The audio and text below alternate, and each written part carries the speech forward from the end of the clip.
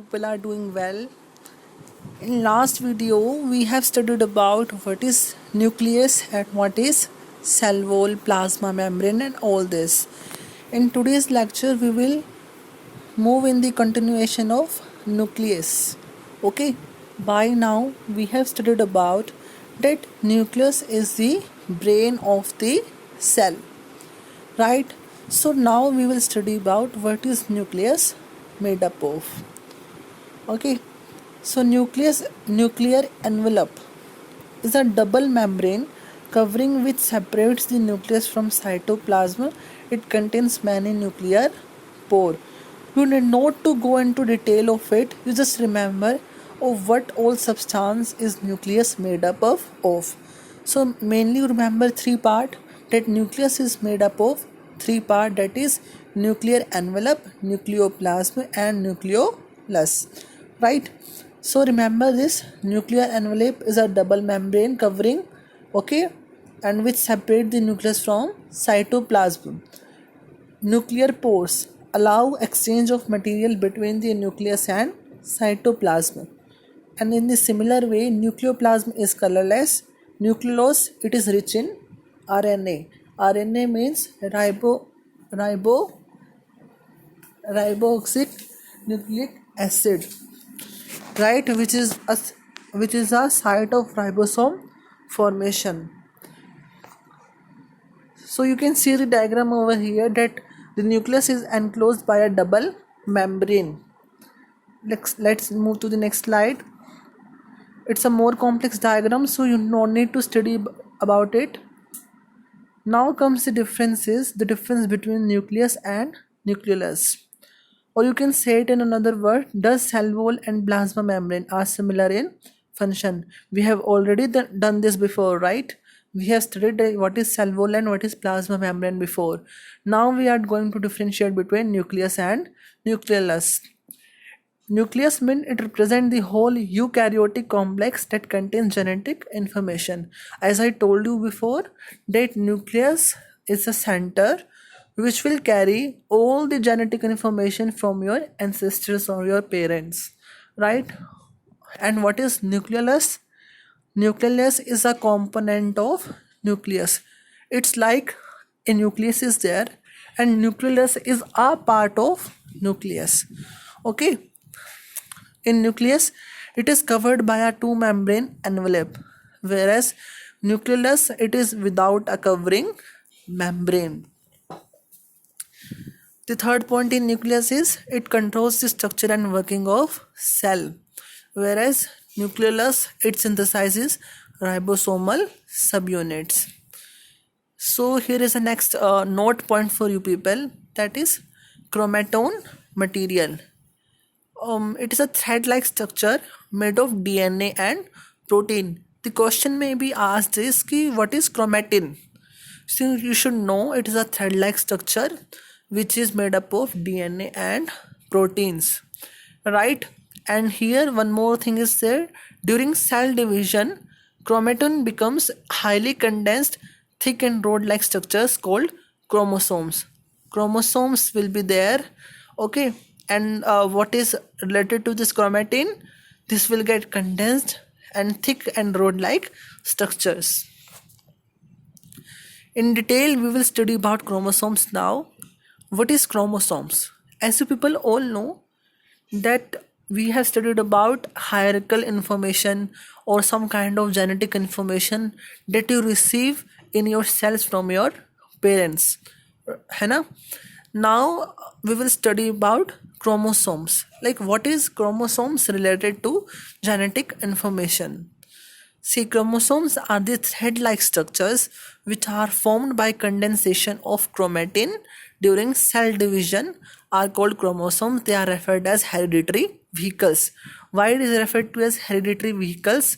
Because it will carry all the hereditary information from your parents to your body, right? What is chromosomes made up of? Chromosomes are made up of DNA and proteins. What is chromatids now? Chromosomes consist of two similar threads. When we have two similar threads, that is known as chromatids. And what is two chromat two chromatids are attached at the center by the centromere. You no need to remember all these terms and all. You just need to remember what is chromosomes, what are it made up of, and what are chromatids. On either side of centromere, chromatids are called arms. Right? You can see here in the example, you are able to see centromere and one chromatid, its sister chromatid, as you can see over here in diagram. Centromere is there, right? And in here also the center point, the centromere is there, and one chromatid is there, its sister chromatid is there, and this is the something thread like structures, how chromosomes look like, right? So let's move to the next topic, that is chromosomes number. It's a very good concept, like how many chromosomes are present in their body. You might be thinking that as there are millions of cells in our body, so there might be millions of chromosomes in our body, but this is not true. Okay, so here we need to remember like how many number of chromosomes are there. It is a very important topic. You should pay focus to it. Chromosomes number is fixed for each species. In most organisms, they occur in homologous pairs. Homologous means similar. In each pair, one chromosome belongs to the father parent while other belongs to the mother parent. Presence of two sets of chromosomes is called diploid. Presence of single set of chromosomes is known as haploid. Now, just forget these terms, what is diploid and haploid. Just focus on what I am saying it to you. See, we know in our human body, the one single person is having 26 chromosomes, right? And when a child baby is born, okay, what happens?